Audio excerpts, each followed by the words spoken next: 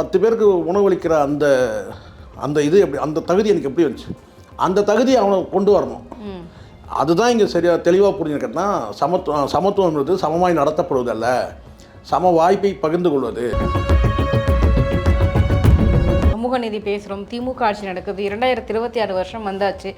இன்னமுமே பார்த்தீங்கன்னா நீங்கள் சொன்ன மாதிரி பட்டியலின மக்களுக்கான ஒரு அங்கீகாரம் கிடைக்கப்படவே இல்லை. எல்லா இடத்துலையும் இந்த பாகுபாடு இருக்குது. ஒரே ஒடுக்கப்பட்ட சமூக மக்கள் மத்தியிலேயே பிரிவுலாம் இருக்குது, உட்பிரிவுலாம் இருக்குது சாதியில். ஸோ இது பார்த்தீங்கன்னா 2000 வருஷத்துக்கு முன்னாடி கொண்டது பார்த்தீங்கன்னா எளிதாக ஒரு 200 வருஷத்தில் முடிஞ்சிடும், இல்லை ஒரு 20 வருஷத்தில் முடிஞ்சிடும்லாம் சொல்ல முடியாது. அப்போது ஒரு நீண்ட காலம் அவசியமாகுது. அப்போது இந்த மாதிரியான முறைகள் எது இதை மாற்றி அமைக்கும் அப்படின்னு சொன்னால் இதுதான் மாற்றி அமைக்கும். என்ன மாற்றி அமைக்கும்?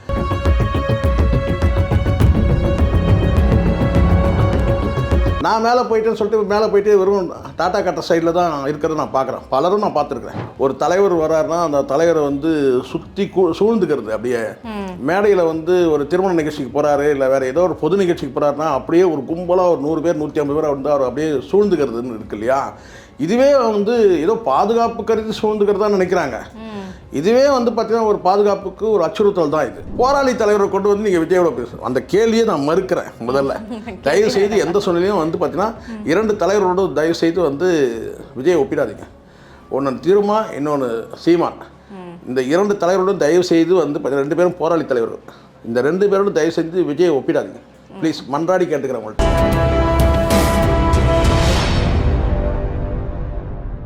என்ஆர்ஐ தமிழ் நேயர்களுக்கு வணக்கம். இன்றைய நேர்காணலில் நம்மோடு இணைந்திருக்கிறார் மூத்த பத்திரிகையாளர் திரு சேகுவரா அவர்கள். வாருங்கள் பேசுவோம். வணக்கம். வணக்கம்.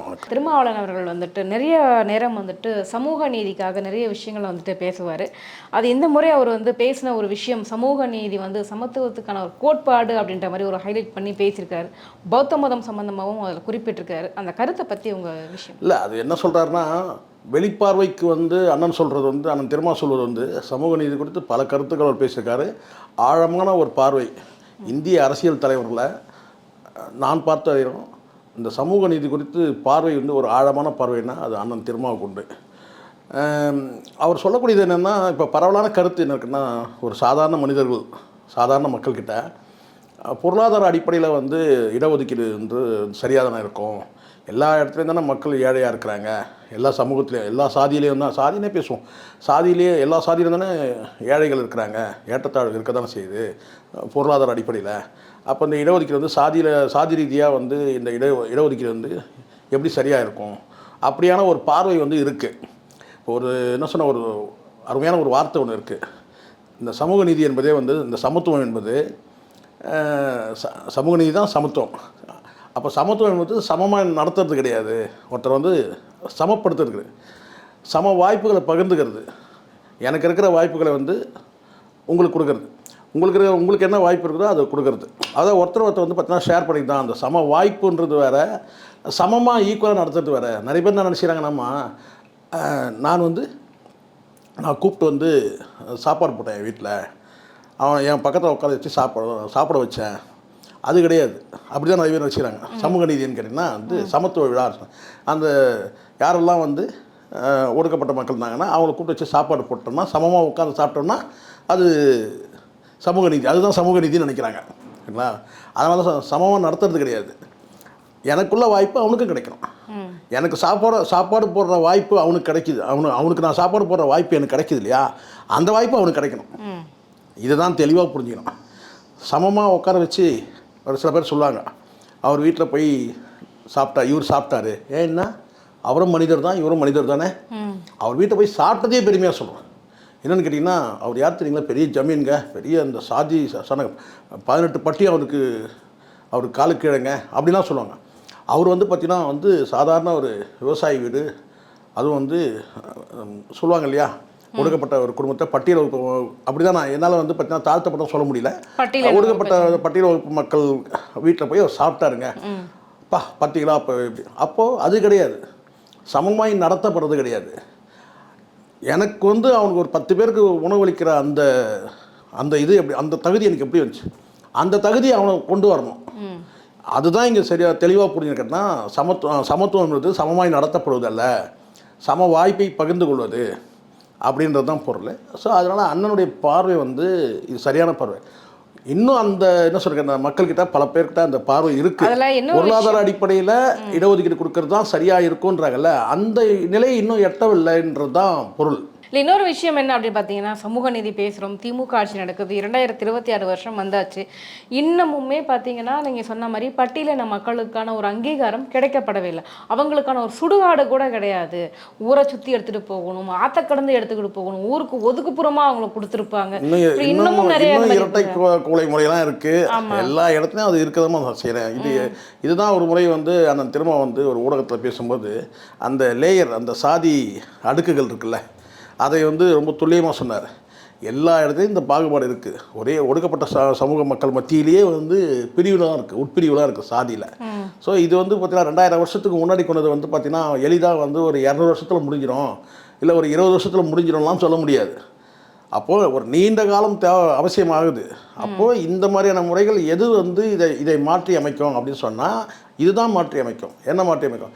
கல்வி மாற்றி அமைக்கும். அதனால தான் வந்து டாக்டர் அம்பேத்கர் சொன்னது, கற்பி புரட்சி செய் ஒன்று சேர். எதுக்காக சொன்னார்னா எஜுகேட் பண்ணணும். கல்வி தான் எல்லாத்தையும் மாற்றும். ஸ்கூல்லேயே இப்பெல்லாம் ஆரம்பிச்சிட்டாங்களே கயிறு கட்டிட்டு போகிற பழக்கம். அதுதான் சொல்கிறேன். அதெல்லாம் என்ன சொல்ல முடியாது. நீங்கள் சொன்ன கயிறு சொன்னோன்னே இந்த கயிறை சொல்லிடாதீங்க. இது வந்து பார்த்தீங்கன்னா நான் என் மனைவிக்கு தாலி கட்டினதுக்கு பதிலுக்கு இதை கட்டி விட்டாங்க. என்ன சொல்கிறது, என்னமோ அவங்க நம்பிக்கை. சரி, நம்ம கட்டின தாலி 35 வருஷம் சுமக்கிறாங்க, நம்மளும் தான் இதை வந்து சுமப்போன்னு சொல்லிட்டு வச்சுட்ருக்கிறேன். ஆனால் நீங்கள் சொல்கிறது உண்மை தான். சாதி அடையாளமாக குறியீடாகவே வந்து இன்றைக்கி வந்து கயிறு கட்டி அனுப்பக்கூடிய அந்த சூழல் இருக்கிறத நம்ம பார்க்குறோம் தான். உண்மை தான். இந்த நிலையெல்லாம் மாறணும்னா அடிப்படையில் நீங்கள் சொன்ன மாதிரி கட்டினா வந்து அடிப்படை மாற்றம் தேவை. இங்கே மொத்தமாகவே இங்கே வணங்குற கடவுள்லேருந்து சாதியை பார்க்குறாங்க, நம்ம பார்க்குறோம். அதான் பெரியார் சொன்னார் கேட்டால், அந்த சாதி என்று வந்து மனிதனை சாக்கடையாக்கம் சொன்னார்ல, பெரியார் சொன்ன வார்த்தை. இவன் சாக்கடையாக தான் இருக்கிறான் மனிதன். அப்போது அந்த மனிதன் புனிதமாக ஆகணும்னு சொன்னால் டாக்டர் அம்பேத்கர் சொன்ன மாதிரி கற்பின்றது, நான் சொன்னேன், கல்வி கற்கிறது மட்டும் கிடையாது, அவனை எஜுகேட் பண்ணுறது.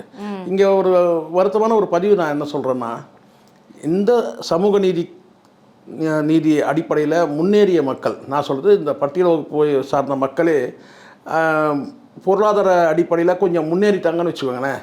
அவங்களே வந்து பார்த்திங்கன்னா இந்த கற்பின்ற அந்த வார்த்தையை மறந்துடுறாங்க. எஜுகேட் பண்ண மற்றவங்களை எஜுகேட். இப்போ நான் வந்து படித்து முன்னேறிட்டேன், அடுத்த இருக்க மக்களையும் வந்து நான் வந்து என்னை போன்ற மக்களையும் வந்து நான் முன்னேற்றத்தை அடையணுன்ற அந்த வேட்கை எனக்கு எதுவுமே இல்லாமல் நான் மேலே போயிட்டேன்னு சொல்லிட்டு மேலே போயிட்டு வெறும் டாட்டா கட்ட சைடில் தான் இருக்கிறத நான் பார்க்குறேன். பலரும் நான் பார்த்துருக்குறேன். அந்த மக்கள் வந்து நான் இன்னும் சொல்கிறேன், தன்னை வந்து ஒரு பட்டியல் வகுப்பை சார்ந்தோன்னு சொல்லி அடையாளப்படுத்திக்கிறது கூட வந்து தயங்கிறத நான் பார்க்குறேன். நான் வந்து இந்த பட்டியல் வகுப்பை சார்ந்தவன் தான், நான் இந்த இடஒதுக்கீடை பெற்று சமூக நீதி அடிப்படையில் நான் இந்த இடஒதுக்கீடை பெற்று தான் நான் முன்னேறேன்னு சொல்கிறதுக்கே தயங்குற நபர்களே நான் பார்த்துருக்குறேன். ஸோ இதுதான் இங்கே இருக்கிற கோளாறு. அதனால் இதெல்லாம் வந்து படிப்படியாக மாறணும்.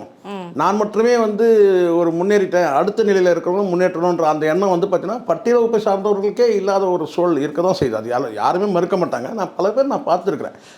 அவங்க வந்து அந்த அம்பேத்கர் சொன்ன அந்த கற்பின்ற வார்த்தையே மறந்தாச்சு. கற்பினா உங்ககிட்ட நீங்கள் உங்களை ஆஸ்தி சுகத்தை கொடுக்க தேவையில்லை. ஆனால் ஒரு வாய்ப்பை வழங்குறதுல கூட வந்து நான் ஒரு வாய்ப்பு வழங்கணும். அந்த வாய்ப்பை வழங்கும் போது கூட பார்த்தீங்கன்னா அவங்க அந்த நிலையை மறந்துடுறது. நாமளும் இந்த மாதிரி தானே முன்னேறி வந்தோம் அப்படின்றத வந்து மறந்து செயல்படக்கூடிய நபர்களை நான் பார்த்துருக்கேன். ஏன்னா பல அரசு அலுவலகங்களில் எனக்கு அனுபவங்கள் இருக்குது. அந்த அடிப்படையில் நான் சொல்கிறேன், அந்த எண்ணமே இல்லை. வரக்கூடிய நபர்கள் வந்து ஒரு பட்டியல் வகுப்பை சார்ந்தவர்கள், வழி தெரியாதவர்கள், அவர்கள் வழி காட்டணுன்ற அந்த எண்ணம் கூட இல்லாத நபர்களை நான் பார்த்துருக்குறேன். ஆனால் அவங்களும் வந்து பார்த்தீங்கன்னா இந்த சமூக நீதி அடிப்படையில் தான் வந்து இடஒதுக்கீடு அடிப்படையில் தான் வந்து முன்னேறி வந்திருக்கிறாங்க. ஆனால் அதை அவங்க மறந்துடுறாங்க, அந்த இடத்துக்கு வந்ததும் மறந்துடுறாங்க. ஸோ அவன் முழுக்க அவன் ஒரு கார்பரேட்டாக மாறிடுறான். அடுத்தவங்க உதவி பண்ணணுன்ற அந்த எண்ணமும் வர்றதில்லை. சரி, நம்ம அந்த பள்ளி குழந்தைங்களுக்கு நம்ம வந்து நம்ம வருவாயிலிருந்து ஒரு 10% ஒதுக்கல, ஒரு 5% ஒதுக்கி, ஒரு 2% ஒதுக்கி வந்து பார்த்தீங்கன்னா புத்தகங்கள் வாங்கி கொடுப்போன்ற அந்த அந்த சமூக மக்களை வந்து அடித்தட்டு மக்களை வந்து அடுத்த லெவலுக்கு கொண்டு வர அந்த முயற்சியெல்லாம் யாரும் பண்ணுறதே இல்லை. அவங்க லெவலில் முன்னேறிட்டாங்கன்னா அப்படியே கடந்து போயிட்டே தான் இருக்காங்க. நம்ம பார்த்துருக்குறேன் நான் நிறையா. அண்ணனுடைய பார்வை வந்து மிக சரியான பார்வை.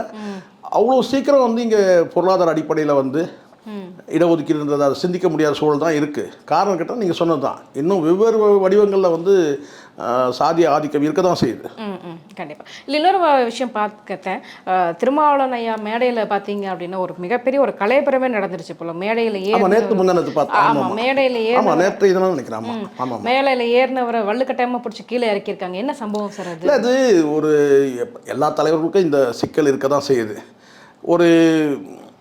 ஒரு பொது மேடையில் வந்து எப்படி நடந்துக்கணும்னு தெரியாத ஒரு அப்பாவி தொண்டனாக கூட இருப்பாங்க தான். ஒரு தலைவனை பார்த்த ஒரு ஆனால் ஆர்வம் அந்த ஆர்வக்கோளாறுல சில பேர் வந்து வேகமாக வந்து மேடை ஏறுறதை நம்ம பார்க்குறோம். பட் இந்த சம்பவத்தில் என்ன நடந்ததுன்றது தெளிவாக தெரியல. ஆனால் பொதுவாகவே வந்து பார்த்தீங்கன்னா வந்து விசிகா மேடைகளில் வந்து இதுக்கு முன்னாடி கூட ஒரு முறை நான் பதிவு பண்ணேன். விசிகா மேடையில் வந்து அந்த மேடை நாகரிகம், மேடை ஒழுக்கம் என்பது வந்து இல்லை.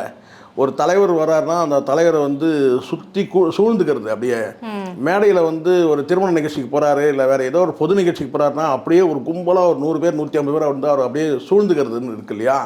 இதுவே வந்து ஏதோ பாதுகாப்பு கருதி சூழ்ந்துக்கிறதா நினைக்கிறாங்க.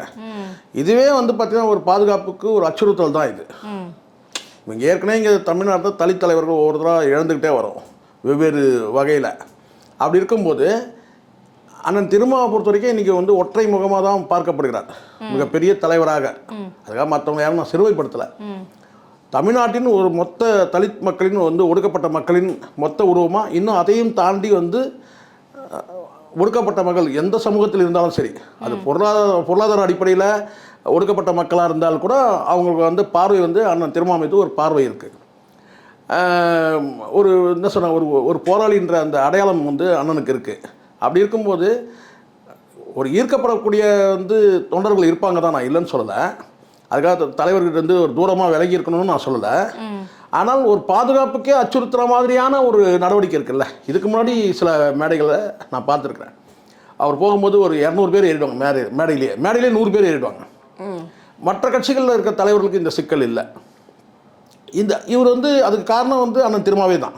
தொண்டர்கள் கூட நெருக்கமாக இருக்கிறதுன்றது நல்ல வழக்கம் தான். நான் வந்து டிஸ்டன்ஸை மெயின்டைன் பண்ணணும்னு நான் சொல்லவே இல்லை. ஒரு தலைவர் வந்து தொண்டர்கிட்ட நெருங்கி இருக்கணும் தான், பெரிய இடைவெளி இருக்கக்கூடாது தான். ஆனால் அதே சமயத்தில் தலைவருக்குள்ள அந்த ப்ரைவசியும் வந்து தொண்டர்கள் புரிஞ்சுக்கணும்ல, இல்லை அடுத்த கட்ட நிர்வாகிகள் புரிஞ்சுக்கணும். இங்கே பல பேர் நான் பார்க்குறேன், அடுத்த கட்ட நிர்வாகிகளுக்கே வந்து பார்த்தீங்கன்னா அவரோட நெருக்கமாக இருக்கணும்னு நினைப்பாங்க. அது வந்து தவிர்க்கணும் தான் நினைக்கிறேன் நான். ஏன்னா பாதுகாப்பு இதுவே வந்து ஒரு பாதுகாப்பு பிரச்சனை. ஏன்னா ஒரு போராளி தலைவர்னா இங்கே வந்து பல தலைவர்கள் இருக்கிறாங்கம்மா. இங்கே லெட்டர் பேட் கட்சி கூட தலைவர்கள் இருக்கிறாங்க, நான் இல்லைன்னு சொல்ல. ஆனால் ஒரு போராளி தலைவர் வந்து எப்படி வந்து உடன் இருக்கிறவங்க வந்து எப்படி நடத்தணும் அப்படின்றது தான் முக்கியம். ஆனால் உடன் இருக்கிறவங்களே வந்து நெருக்கமாக வந்துடுவாங்க. அப்போ அவங்கள சுற்றி இன்னொரு கூட்டம் நெருக்கமாக வந்துடும். உடனே இருக்கிறவங்க என்ன செய்யணும்னா தலைவருக்கு பாதுகாப்பாக வந்து ஒரு மேடைக்கு கொண்டு போகணுன்ற அந்த எண்ணம் தான் இருக்கணும் தவிர தலைவர் கூட்டம் நம்ம நெருக்கமாக நான் இருக்கிறேன்றதை காட்டுறதுல அந்த ஆர்வம் இருக்கக்கூடாது. அப்படி தான் நான் பார்க்குறேங்க. பிரச்சனையாக அங்கே வந்து பார்த்தீங்கன்னா 2ஆம் கட்ட தலைவரானது அண்ணன் திருமாவை சுற்றி இருக்கக்கூடிய 2ஆம் கட்ட தலைவர்கள் இதை ஒழுங்குபடுத்துறதில்ல அப்படின்னு சொல்லி கேட்டால் நம்ம இப்படியும் சொல்லுவாங்க, நாங்கள் தலைவரை பாதுகாக்கிறோம். நீங்கள் பாதுகாக்கிறது வந்து பார்த்தீங்கன்னா தலைவரை ஒட்டுமொத்தமாக வந்து ஒரு கூட்டமாக சூழ்ந்துட்டிங்கன்னா அதுவே கூட பாதுகாப்பு அச்சுறுத்தல் ஆகிடும்ல. கண்டிப்பாக, ஆமாம். அதனால் அது ஏற்கனவே ஒரு முறை நான் பதிவு பண்ணியிருக்கிறேன். மேடை ஒழுக்கம் என்பது நேரடியாக சொல்லி தான் எனக்கு பழக்கம் எதையுமே. அண்ணன் திருமா அவர்களுடைய விடுதலை சிறுத்தைகள் கட்சியில் வந்து மேடை நாகரிகம், மேடை ஒழுக்கம் இன்னும் கொஞ்சம் மேம்படுத்தப்படணும். இல்லைன்னு நான் சொன்னால் மனக்கசப்பாக இருக்கும். ஒழுங்குபடுத்தணும் இன்னும் கொஞ்சம். வந்து அது யாருக்காகன்றதை முதல்ல புரிஞ்சுக்கணும். ஃபஸ்ட்டு தலைவரை பாதுகாக்க, அதுதான் அந்த ஒரு ஒற்றை காரணம் இருக்கணும், அவ்வளோதான். அதுக்கு விஜய் அவர்கள் பரவாயில்ல தானே, பவுன்சர்களை வச்சு யாரை ஒப்பிடுறீங்க பாருங்க. நீங்கள் வெளியே போராளி தலைவரை கொண்டு வந்து நீங்கள் விஜயோட பேசுகிறோம், அந்த கேள்வியை நான் மறுக்கிறேன். முதல்ல தயவு செய்து எந்த சூழ்நிலையும் வந்து பார்த்தீங்கன்னா 2 தலைவரோடு தயவு செய்து வந்து விஜயை ஒப்பிடாதீங்க. ஒன்று திருமா, இன்னொன்று சீமான். இந்த 2 தலைவரோடும் தயவு செய்து வந்து 2 பேரும் போராளி தலைவர்கள். இந்த 2 பேரோடும் தயவு செய்து விஜயை ஒப்பிடாதீங்க ப்ளீஸ், மன்றாடி கேட்டுக்கிறேன் உங்கள்கிட்ட. கண்டிப்பாக சார். சார் அதே மாதிரி பார்த்தீங்கன்னா சமீப காலங்களில் நிறைய பேர் இதை நம்ம சொல்லி கேள்விப்பட்டிருக்கோம். திருமாவளவன் கூகுளில் சர்ச் பண்ணால் திருமாவளவன் மனைவி அந்த மாதிரிலாம் வருது அப்படின்னு சொல்லிட்டு அவர் வந்துட்டு இன்னும் முரட்டு சிங்கிளாகவே இருந்துகிட்டு இருக்கிறாரு. இந்த மாதிரியான விஷயங்கள் வந்துட்டு கூகுளில் வருது அப்படின்னும் போது இன்னும் கிட்டத்தட்ட ஒரு 40 ஆண்டு கால ஒரு தவ வாழ்க்கை, 50 ஆண்டு கால தவ வாழ்க்கை கூட சொல்ல முடியும், சரிங்களா? ஏன்னா வந்து கடந்த காலத்தில் வந்து சில செய்திகள் அப்படி இப்படி வந்து ஊடகத்தில் இருக்க சில பேரை கூட வந்து கேள்வியாக கூட போடுவாங்க, அது வேறு கடந்து போயிட்டோம். ஆனால் கூகுள்லேயே வந்து பார்த்திங்கன்னா திருமாவளவன் நம்ம வந்து சர்ச் பண்ணும்போது அந்த சர்ச்சுக்கு பக்கத்தில் வந்து திருமாவளவன் குடும்பம் இருக்குது. குடும்பம்னா அம்மா அப்பா இருந்தாலும் குடும்பம் தான். அடுத்த திருமாவளவன் மனைவின்னு போட்டு கூகுள்லேயே வருது. சரி, கூகுளில் அதை தட்டினோம்னா பார்த்திங்கன்னா நடிகைகள் வராங்க, மீனா வராங்க, அப்புறம் சில நடிகைகள் வராங்க. இது வந்து நான் எப்படி பார்க்குறேன்னா விசிகால இருக்க ஐடி விங் வந்து வீக்காக இருக்குது. ம் அவங்க வந்து இதெல்லாம் இதுக்கு ஸ்டெப் எடுக்கணும். அந்த கூகுளில் வந்து போய் இதுக்கான வந்து பார்த்திங்கன்னா வந்து இது போன்ற செய்தி வராமல் இருக்கிறதுக்கான ரிப்போர்ட் அடித்து அதை பண்ண முடியும். பட் அங்கே வந்து வீக்காக இருக்கிறாங்கன்னு தான் நான் நினைக்கிறேன். அது வந்து ஐடி விங்கில் வந்து வீக்காக அவரோட இருக்காங்க. பேரையும் மாண்பையும் சீர்குலைக்க. ஆமாம், கண்டிப்பாக நிச்சயமாக எனக்கே ஷாக் ஆகிடுச்சு நான். ஏன்னா அப்போ அர்த்தமே இவ்வளோ காலம் வந்து பார்த்தீங்கன்னா 50 ஆண்டு காலம் வந்து ஒரு தவ வாழ்க்கை வாழ்ந்ததுக்கு பொருள் என்ன? ஸோ செய்திகள் வந்து பார்த்தீங்கன்னா ஊடகங்களை ஒரு மீடியாவில் கூப்பிட்டு கேட்குறாங்கன்னா அது செய்தி, அது வேறு. பட் கூகுளில் சர்ச் பண்ணும்போது அது வருதுன்னு சொன்னால் அதை ரிப்போர்ட் அடித்து அதை வந்து அந்த செய்தியை வந்து வராமல் பார்த்துக்கிறதுக்கான வழிகள் இருக்குது. இன்றைக்கி வராமல் அதெல்லாம் கிடையாது, இல்லாமலாம் கிடையாது. இதை வந்து விசிகால இருக்கிற ஐடி விங்கில் இருக்கவங்க பண்ணணும். இது பண்ணாமல் இது விட்டாங்கன்னா அது மேலும் மேலும் மேலும் இது நிறைய வந்து இது போன்ற தகவல் வரும். அது நல்லது கிடையாது. அண்ணனுடைய அந்த என்ன சொல்லிட்டா அந்த தவ வாழ்க்கைக்கு வந்து அர்த்தமெல்லாம் போயிடும். எங்கள் கேள்விகளுக்கு ரொம்ப சிறப்பான பதில் சொன்னீங்க சார். ரொம்ப நன்றி. நன்றிம்மா.